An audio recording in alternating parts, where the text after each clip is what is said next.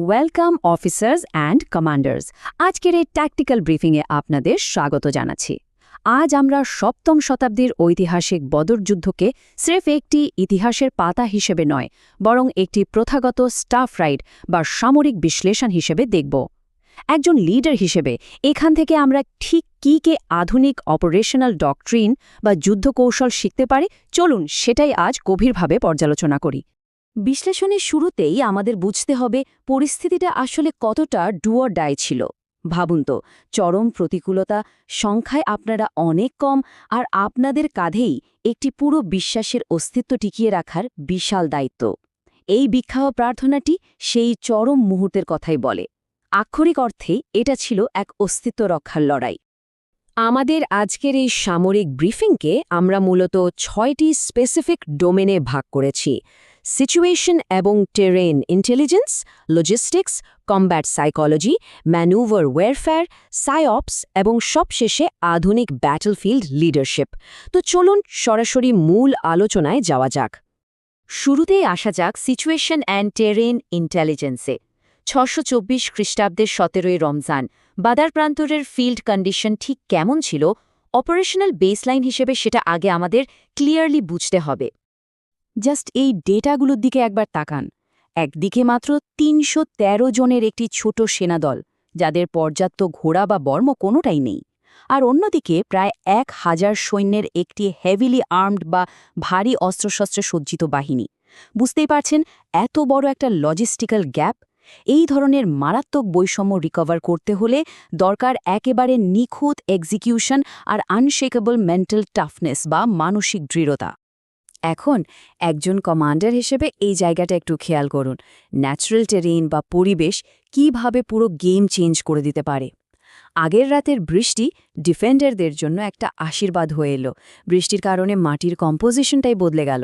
ডিফেন্ডারদের দিকের আলগা বালু শক্ত হয়ে তাদের মুভমেন্ট অনেক ফাস্ট করে দিল, অথচ অ্যাটাকারদের দিকের মাটি কাদায় পরিণত হয়ে পুরো এলাকাটাই একটা চোরাবালির মতো হয়ে গেল। তাদের ভারী ঘোড়ার মুভমেন্ট গেল আটকে। আধুনিক অপারেশনেও কিন্তু টেরেন ইন্টেলিজেন্সকে ঠিক এভাবেই কাজে লাগাতে হয়।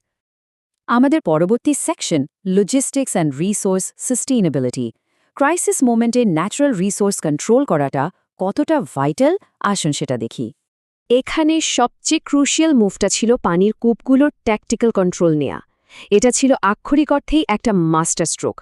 কূপগুলো নিজেদের দখলে নিয়ে এবং বৃষ্টির পানিকে কাজে লাগিয়ে ডিফেন্ডাররা শুধু নিজেদের সাস্টেইনেবিলিটি নিশ্চিত করেনি, বরং শত্রুপক্ষের সাপ্লাই লাইন পুরো কাট অফ করে দিয়েছিল। মডার্ন লজিস্টিক্সেও আমরা এটাই শেখাই।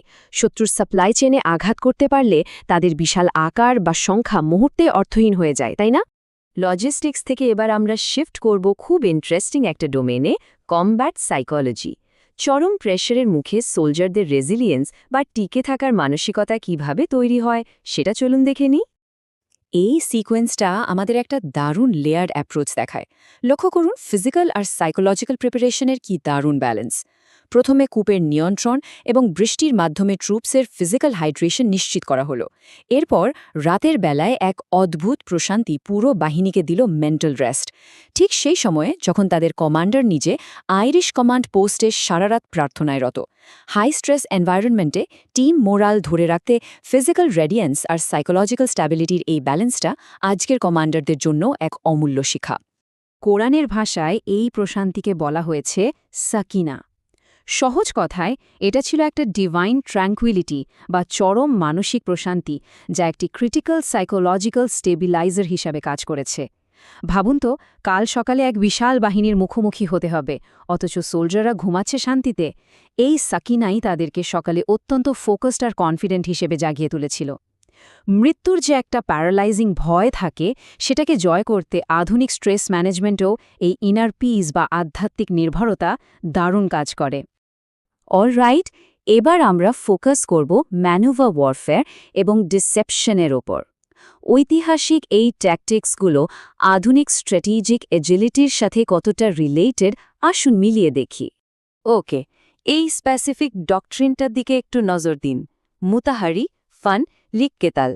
এর মানে হল ট্যাকটিক্যাল কারণে পজিশন চেঞ্জ করা বা এমনভাবে পিছু হটার ভান করা যাতে শত্রুকে ফাঁদে ফেলে একটা ভালনারেবল বা দুর্বল পজিশনে টেনে আনা যায়।